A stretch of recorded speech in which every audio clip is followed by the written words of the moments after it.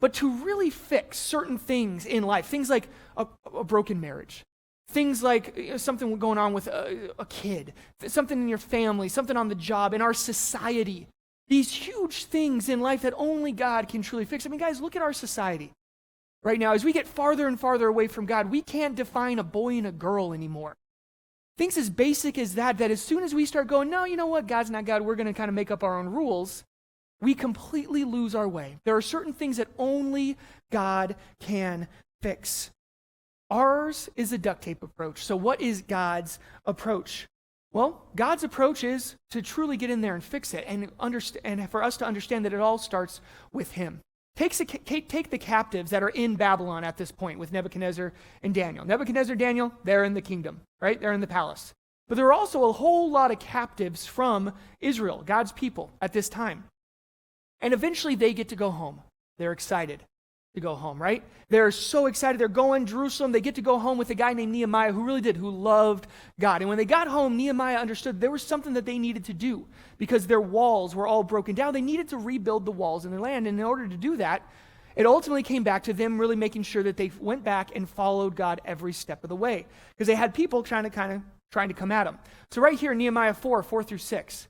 It says, "Hear, O our God, how we are despised. Return their reproach on their heads and give them up for plunder in a land of captivity. Do not forgive their iniquity and let not their sin be blotted out before you. For they have demoralized the builders.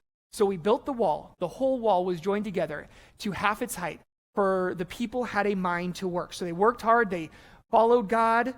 And then when the enemies showed up in Nehemiah 4:16-17, it says, "From that day on, half of my servants carried on the work, while the half of them held the spears, the shields, the bows, the breastplates. The captains were behind the whole house of Judah. Those who were building the wall and those who carried burdens took their load with one hand doing the work and the other hand holding a weapon." So they had a trowel in one hand, the sword in the other. And when it came to God's work, there was nothing or anyone that got in their way. And because they stood together, it all worked. In Nehemiah 6:15-16, "So the wall was completed in 52 days.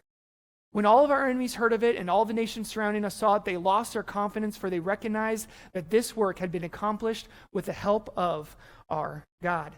You see, guys, they stood together. They followed God. They did exactly what God told them to do. And because of that, they were able to get done what they needed to get done. It was an amazing thing. And so they were, in their instance, building up literal walls around their city so they could have protection, so they could be God's people yet again.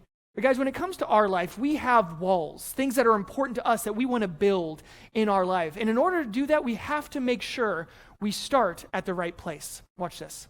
You know, my parents started this church when I was 6 years old. I have been here since day one. I remember the movie theaters in the Foothills Mall, meeting there, and then meeting in the actual Foothills Mall, and then DeGrasse Elementary School, and then finally being able to get the land that the West Campus is now built on. And my parents were so excited. It was a big deal in the church and all that kind of stuff. I also still remember hearing about this thing called a pygmy owl.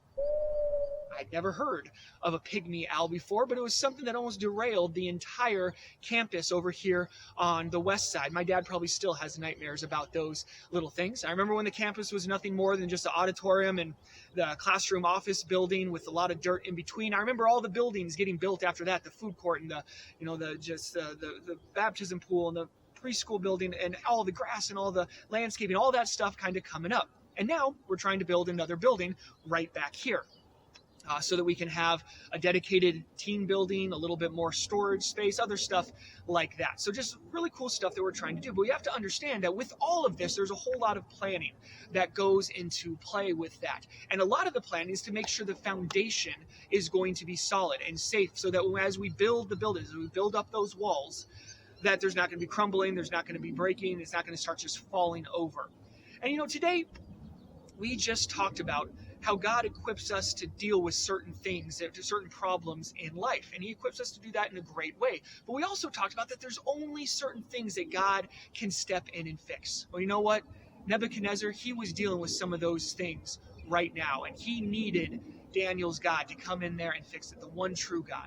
You know, this is where the whole walls kind of come in to play here. We have to ask ourselves in our own personal lives, how are our walls built? How do we build them? What are they on? And you have to understand there is a right and a wrong way when it comes to this. When there is no plan, everything just starts to crumble and it starts to decay and falling over. The foundation is key.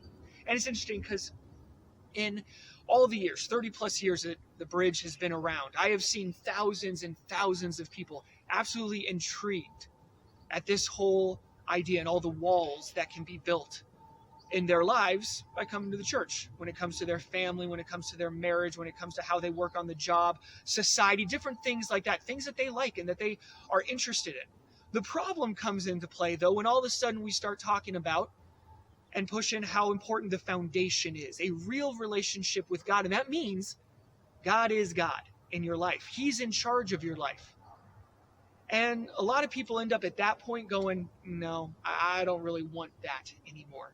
They reject the only foundation that truly works in life and our eternity, and that is a true relationship with God through Jesus Christ. So because of that, I want to challenge everyone here. Make sure that you are unwilling to reject the foundation of God, of having God in your life. Yes, at times it is hard.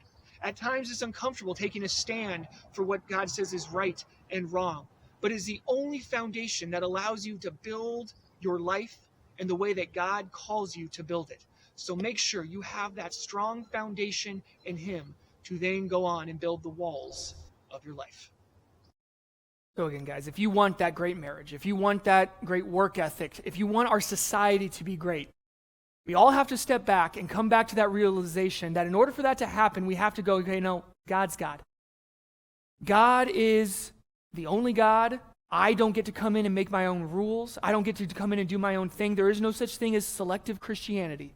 That I actually have to understand, and I have to start from a basis that His truth is what I build everything on. When we do that, it is amazing the difference it makes in our life, in our eternity, in our society. Make sure you're doing that going forward.